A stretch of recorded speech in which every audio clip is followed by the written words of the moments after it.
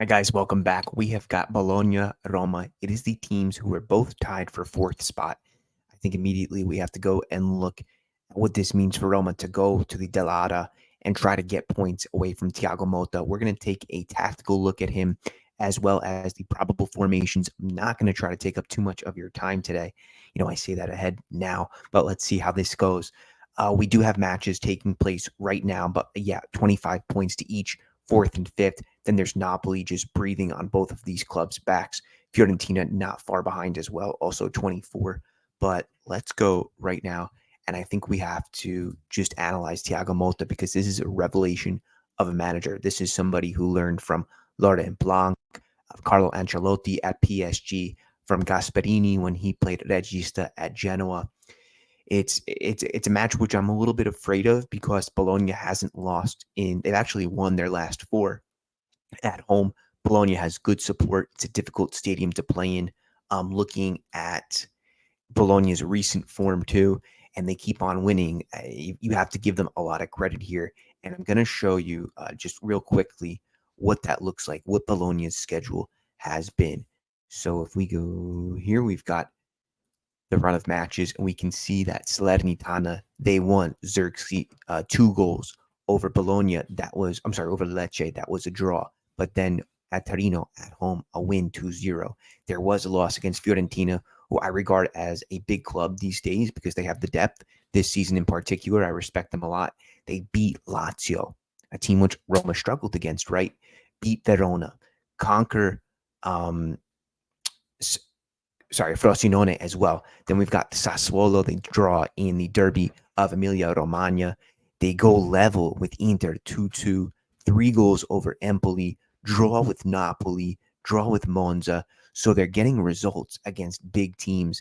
Yeah, totally need to be respected. So one thing I want to emphasize when we talk tactically is I've got a couple notes here I want to go through. So as we look at this, I definitely recommend watching the Tifo football YouTube clip on him. You'll learn a ton, but the gist of it is here. The idea is to play offensively, and he learned a lot of the way that he wanted to play from when he was the coach at PSG. He took charge of their U19s and play offensively, play short, be vertically compact, but high press, a lot of movement with and without the ball. This is not a team to play for, a manager to be with if you are a lazy player. Be vertically compact, and as well, the attacker is the first defender to put pressure on and recover the ball. Now, I pulled this slide up in particular, and I want you to take a look at the shaded orange area. So the idea, what he learns from Guardiola, is how to pack certain areas of the pitch, certain quadrants, and what happens is he allows his two players on the opposition, let's say the right winger and the right wing back, to exploit that space. He likes his wing back to get high. So he'll put diamonds and triangles over on the left side or the right side. And then all of a sudden, when the opposition moves all of their players, he'll play the opposite ball. And this is something which is manufactured by a smart, intelligent player, a regista. Typically in football, your regista, they're intelligent. They know how to play ball. They understand. They have good football IQ. I think that's really what I'm trying to say here. But Joshua Zirkzee, 22 years old, Dutch. This is a player I've liked for a few years now. He comes over from the Bayern Munich 2, I believe, and he is doing so well with Lewis Ferguson. But take a look at these numbers: 45 touches per match, takes 10% of them in the opposition's box, 7 goals in 15 appearances, loves to assist, loves to get in the box, obviously physical, but also technical. It's also about his attitude. This is an ambitious player. This is somebody who's destined to be on a top club, I would say, by the summer at the latest. Bologna also has Salamakers on loan from Milan. Last week against Salernitana, he forced 6 yellow cards. So he's got these players who were, not so good. Like Salamakers not working for Milan, takes them, and he's getting the best as much as he can get. He's juicing it completely, what he can gather from a player like this. But I just want to mention also that Ferguson has become the highest shooting midfielder with 32 attempts on goal.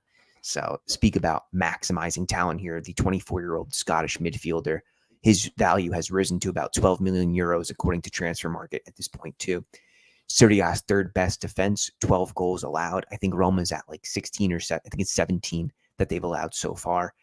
Another tenant, another big accomplishment is he has converted Calafiori, and we recognize that name because of him being a Roma youth product, and he's transitioned him into a center back.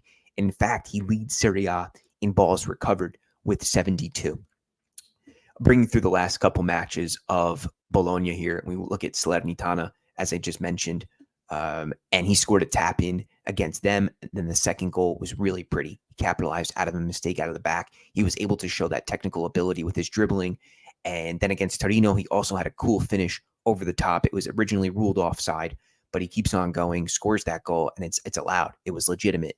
So I think that the last two goals he scored in Serie A really do show that this is a big time player, that this is a guy who, I use the word guy, but he's not a true guy yet. He's a young player. He's under 23 years old. He's getting that time to shine under a really intelligent manager. And, this is going to, Roma have their work cut out for them. Missing Lukaku, missing Dybala.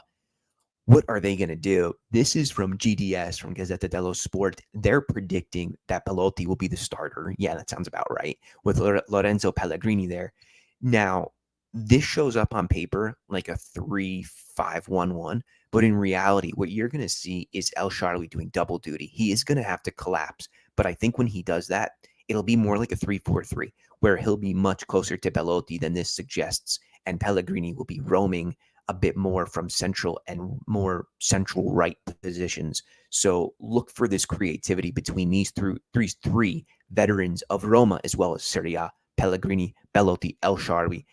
The issue without Dybala, and that honestly any manager would have without Dybala, is what do you do when he's not there? Unless you have players like, in the past, Cristiano Ronaldo or Di Maria, who could come on and play that role. But we see also Rui Patricio, he will start net for sure. Mancini, Llorente, Indica, Chris Smalling is still out from right to left. I think it will be Karsdorp instead of Christensen, and then Cristante, Paredes, and Bove. Bove will get another start. I'd like to see Pisili as well after his goal in front of the Curva Sud.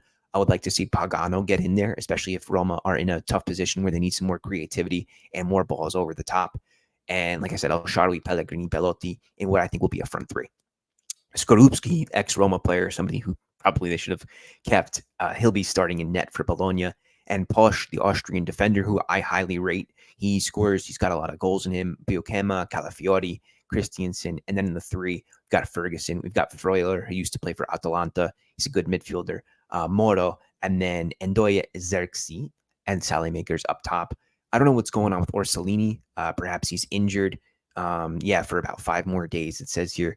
On the bench, names I'm not too familiar with. Bonifazi might be the only one. De Silvestri, he's been around Serie A for ages now. Roma's bench: Selic, Bauer, Svilar, Pesilia, Awar, Sanchez, and Pagano. I thought Awar was going to have an injury coming into this one. And, of course, Abraham, Kumbula, Smalling, Dybala, Spinazzola, and Azmoun is probably, still being evaluated from his injuries. I think that was in Europe, right? Or maybe no, that was last week against Fiorentina. But anyway, so maybe Azmoun gets some time. Maybe Spinazzola gets in if the Roma are in need of a goal. And over there on your right side of your screen, you can see the points as they're adding up. So your bottom three: Salernitana, Verona, and Empoli. Not looking good for those clubs so far. I'm surprised with Salernitana. But anyway, guys, that's what we've got going on. I want to take you through just the other games in Serie A right now, the other matches. I'm going to go back real quick, and we can see this is match day 16. And I did see the match of Genoa against Bologna, Genoa against Juventus. Incredible save by Martinez in the dying minutes there. And Genoa scrape a goal. They get back there and earn a point against Juventus, stuttering them. So Inter could go +5 over Juventus, who's in second place. Lecce win late against Frosinone. I wonder who scored there. Ramadani. Okay, Roberto Piccoli getting a goal. Good to know. And the other game, so this is the marquee match, is Bologna-Roma. You've got the two best managers probably in the league, most tactically disciplined, most tactically fluent, real thinkers of the game. Napoli, Cagliari, Torino, Empoli, Milan, Monza, Udinese, Sassuolo, Fiorentina, Verona, Lazio, Inter, you could say, is another marquee matchup, and Atalanta, Salernitana. But in my opinion, the biggest match of the round is this one. Let me know what you think, guys. Drop a comment, subscribe. Please help this channel grow. Spread it on Reddit, Big Soccer, wherever you talk about football, on Chiesa di Totti. It's a big one too. Thank you, guys. Talk soon after the game live stream.